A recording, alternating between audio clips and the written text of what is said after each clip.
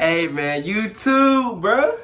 What it is, bro? Go back in the video now. Listen, bro. Today we got a new video coming up. You feel me? I have a special video for y'all today. You feel me? And today we gonna be reacting to the truth about record labels. You feel me? So we gonna see what it's about, cause I wanna know for sure. You feel me? So let me see if I remember that bit. I do, for sure. Record that bit. Record. Are we recording? Are we on? We is on, for sure. Let's get into it, bro. Hey Google, what's this song? Hey, before we get into it, bro, make sure you like, comment, subscribe on this video, you feel me?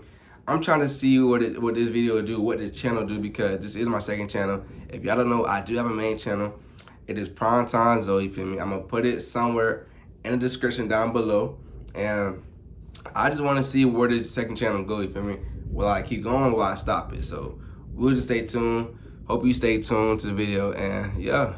The truth is, many kids grow up idolizing their favorite artists, praying that one day they can get signed to and become successful artists. With a life that seems to come prepackaged with fame, money, and women, most artists can only dream of getting their music to record labels. And how could you blame them? Not many people would turn down an opportunity that could provide financial freedom, women, and most importantly, fame. What if I told you that this is exactly what record labels wanted you to believe? That this is, for the most part, was an illusion used to lure young talent in so they can trap them. From manipulating artists to deceiving the public and even profiting off murder, record labels are far more dark than you could ever expect them to be. Join me in this. And the fact that, I ain't gonna lie, and the fact that, like, the government-wise, right, they profit off of murder, right? So the fact they take us, you feel me, black people, they take us young black people or black people in general and sending us to years while they profit off of us though. You feel me? Like, they profit off of us doing what we do. Not saying we all gangbangers, we all killers, but we do whatever to survive. So it's just like, if you sell yourself, we, you know what I'm saying? More than more. But that shit crazy though. They profit off of that though. This episode, as we uncover the dark truth about record labels. Since the beginning of the music industry, record labels have had two reputations.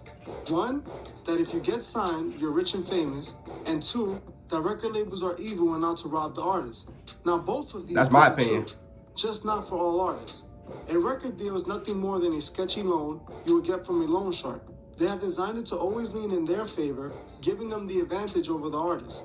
The way a record deal works is complicated for artists to understand. That's why they have lawyers. But to simplify it, in most cases, a record deal is a loan given to an artist so that an artist can produce a highly desirable body of work so they can sell it, and the profit from such body of work can pay back the loan given by the record label and any other expenses. Whatever's left then gets split between the record label and the artist. So if you're signed tomorrow to a $2 million deal, it does not mean you're receiving $2 million. This actually means you're being lent this amount of money throughout the duration of your contract. When you first sign, you will receive an advance, usually a good chunk of money that can wow an artist who has never seen such an amount. This is given to trap the artist, as they know that artist is going to spend this putting themselves in debt. The record label even encourages the artist to spend the advance, advising them to use the money to move, buy expensive clothing and vehicles, telling them that it will improve their image. This is the fact that they tell you that, it will improve your image. To me, I'm gonna be like, hold on, so you want me to spend the money that I didn't even get yet, really? You want me to spend my advance money, you feel me, that it's supposed to be like a gift type of thing in one day? Because, bro, I'm sorry, but I'm not doing that, you feel me? I'm not doing that. Yes, honestly, if we all had the money in our face, we would be like, yo, what in the world, you feel me? Like, what, that's hella money, we can do that, but you know we can do it, that shit. But bro, I ain't gonna lie, I like watching shit like this because this is crazy to me though. Like, the fact that rappers, like upcoming rappers, still do this to me is crazy. Like say the money, bro. You feel me? Say the money, bro. Pay what you need to pay for it. I don't give a fuck about the image. You feel me? If you making the money, you making the money. So why you gotta care about the image? Like J. Cole. Prime example is J. Cole, bro. J. Cole don't give a fuck, bro. at all. You see why he riding bikes in New York and stuff, bro. He don't care. You feel me? Like, bro, I don't know how these rappers still dumb nowadays. You feel me? Like, that shit crazy. This is the beginning of the trapping cycle. Now an artist is in debt. Your deal was worth $2 million. Let's say the record label gives you an advance of $500,000. You now have left $1.5 million, but you technically owe the record label $500,000 before any money had been spent on any production of your music. Now you hit the studio to start making some hits. You're then taken to a recording studio of the best quality, costing about $120 to $300 an hour. The best quality, you better start with the same person you was doing it with before you came up here, though. You feel me? Like, bro, that's how these boys get you, bro. And the thing is, I feel like a lot of them did try that, but the label was just like, you're not gonna know. You need to work with this person for a reason. And to me, it's like, it's kind of like you don't have no say-so in nothing you do. That's why I don't give a fuck, bro. I'm gonna do YouTube before I rap. Period. I'm gonna do YouTube before I rap, bro. The label will book this room for a week or even a few months. All of this coming out of your remaining $1.5 million. Let's say it costs you another $200,000 just on studio time to complete your album. Now you're left with $1.3 million, and now you owe $700,000. Now, in order to make a hit song, you need a hit beat, and in some cases, a whole song from a ghostwriter. So labels will contact hit producers and writers who can charge anywhere from $25,000 to $500,000 per beat. Let's say you spent another $300,000 on beats. You're now left with $1 million, but you're in debt for $1 million. After you make yourself some hit records, the label is gonna need... And you still have not made not one song yet, bruh. Not one song yet. Boy. Shit done got serious.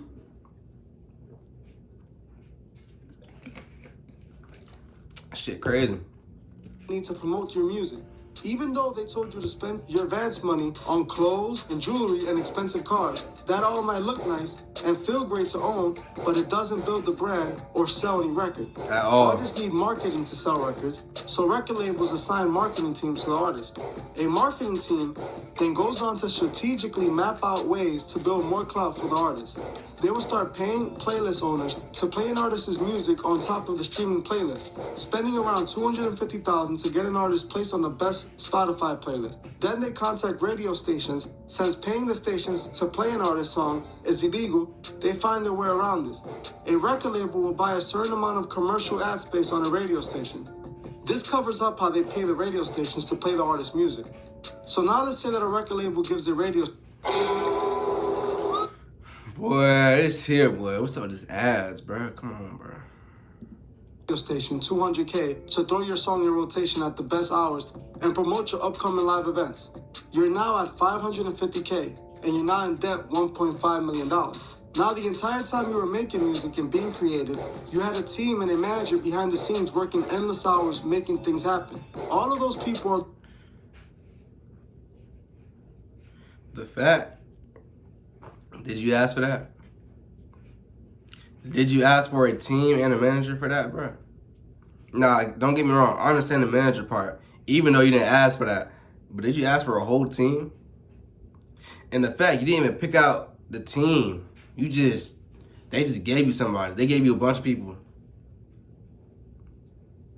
Are being paid by you, even if you don't know it. Let's say you pay your staff another $200,000 and are now left with $300K and you're in debt $1.7 million. Now that you're going a buzz and your song starts to pick up steam, artists are going to want to start touring. This requires travel expenses and hotel expenses. Since you're now famous, you have to now live up to a high life image. Artists will start to fly private, and this can cost anywhere from $20,000 a flight to $50,000 a flight. When they land, they have to stay at the best hotels and the most expensive rooms. The label will also need to rent and customize a tour bus. All this could actually cost tons of money. Let's say on the low end, $500,000. Now you actually went over your initial budget with $200,000, leaving you in a grand total debt of $2.2 million. Now this is the part where artists say, well, it's all worth it because I'm going to blow up and make that money back and make more money than what I owe and get rich. The thing is, it's not as easy as it sounds. Let's say you're lucky and you happen to land your record on the charts and the song becomes a hit. People are streaming your song nonstop and your song is all over the airway.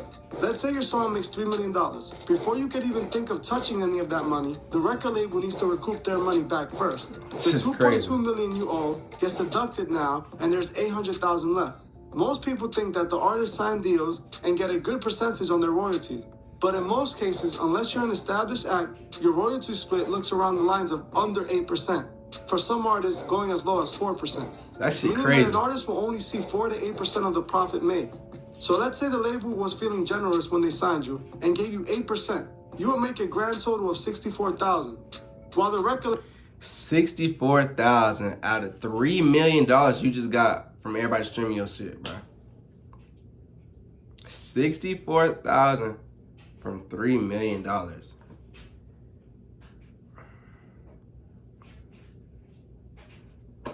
And these rappers are still signing these deals. Who was the recent one that signed a deal? The girl, what's her name? Glorilla. Inside the private jet. You seen, bruh? If I can find it, I'll pop up. I'll show the video if I find it. And then she got all her whatever they had, groupie or friends or whatever with her. Not even trying to tell her to read the contract. She just, cause she walked up in that bit and just signed it, cuz. Now I don't know if she did it before or read it before, but it seemed like, it looked like she didn't. But you know, everything be staged nowadays. Everything Hollywood, so. label pockets the remaining $736,000. Now you might ask yourself, don't artists get to keep all their show money? This is not completely true. See, labels tend to sign artists to different type of deals. And new artists usually sign to 360 deals. A 360 deal basically means that a label will be able to profit off anything an artist does associated with music. Imagine. Meaning that a label can take a cut of any shows alongside other expenses that come with touring, leaving big name artists in difficult financial positions. More often than not, leading these artists to re-signing again to the same label for more advance money. This is how they trap an artist. An artist takes more money and gets back into more debt. Not only do the labels control the artist through financial ways, they also do it in a more direct way, often sculpting artists to fit a general mold, packaging them, and shipping them off as if they were a product. Labels will control what artists say and can't say. They will dress them with the brands they can wear and even how they can wear it. Also, they can manipulate the fans. See, record labels know if they have complete control of the artist, they could use that to manipulate the fans. They can push agendas through artists and promote products and sell an entire lifestyle. These record labels have sinister motives behind what they do. Cause it's kind of like we just puppets to these niggas for real. We basically just puppets to these boys. You feel me? Like, damn. So you don't even control your own life. Like, you don't control nothing. At least when you broke, you can control everything. You can control anything because you don't got nobody under your neck the whole time, bruh. Again, bro, I'd rather become a YouTuber instead of a rapper any time of the day.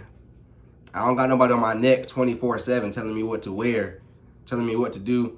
And then the fact that they're okay with pushing these secret agendas or agendas on us though, us fans. That shit not okay. You feel me? Not okay. Often than not, pushing satanic values through music of the biggest artists with or without artist consent because they own the artist. Knowing that artists will do anything to live the dream life that when they're signed, they themselves are selling. When we are young, we watch artists on TV live such admirable lives. This is the way that labels selling their program souls us to want to buy from them or sign to them. If you're a fan, then you would take artists more serious if they're successful and famous. And in some people, even motivating them to make similar life decisions. If you're an artist, then you would look at these labels as your ticket into the music industry. The only way you can make it big. That's exactly what record labels want you to believe. They need you to think that signing to them will be the only way you can succeed. In reality, it's the other way around. If the record labels don't have any artists, they wouldn't make any money. Exactly. So they have to sign artists in order to get paid. But if they were to be fair to every artist they sign, then record label executives wouldn't make hundreds of millions of dollars a year. So they had to find a way to make artists want to sign to them for little financial gain. Back in the day, this was much easier to do due to the fact that the internet didn't exist, nor did our current technology. So upcoming artists needed the record label's money and resources for studio time and marketing. Now with the internet, it's a lot harder for labels to continue to use this as leverage, so they use already signed artists as walking billboards to attract new acts to sign bad deals. Upcoming artists, seeing other established acts' situation and lifestyles, persuade them to signing these deals. Where things get even darker is when an artist sadly passes away. Believe it or not, record labels actually love this, seeing this as an opportunity to make even more money. Cause they never gave a fuck about you in the first place, bro. They look at us people as paychecks, bro. They don't care, bro. When they soon go realize they don't give a fuck, bro. When they go realize that, when. Yes, I understand, bro. When the money in your face, it's kind of hard to resist. But, bro, open your eyes a little bit, at least. Think about something, at least, besides looking at the paycheck. Man, I'm not selling myself for no little paycheck. Not for no 80K. I think that's what it was for. Since when an artist dies, it reignites their career, leading record labels to make more money.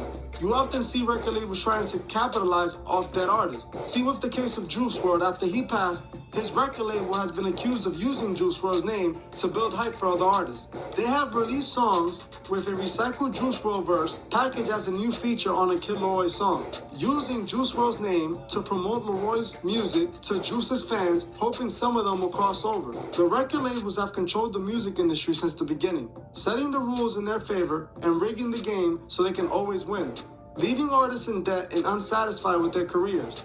The label uses the artist to promote brands that suit investors. They use the artist to sell you a lifestyle that they can control you with. Then, when an artist has no more attention from their fans, they drop them. I'm not advising all artists not to sign to a record label. What I am simply stating that it is not what it looks like. If you're going to sign to a record deal, make sure it's the right one. Literally. When you do get an advance, maybe save most of it. Don't use expensive studios, stick to less expensive producers. Don't let record labels use the same tactics they have used for years to enslave artists. Thank you for watching. He said everything I said, bro. And he said it in the right way. I probably, I'm a Florida nigga, so that shit probably didn't come out the way I thought it was gonna come out. But he said it the right way, though. Same thing I said, bro. Just professionally. Hey, man. We gonna get out this video, though. You feel me? I hope y'all like, subscribe, comment under the video, bro. You feel me? I'm gonna be dropping some more videos today, so don't even trip about that. I got more on the way, and I'm gonna blow the channel up, bro. But yeah, bro, just make sure you like, comment, subscribe on the video, bro. And if you enjoyed it, go to my main channel and subscribe over there, bro. I got vlogs, I got pranks over there. So yeah, for sure. Prontazo, PTZ, out this thing, bro.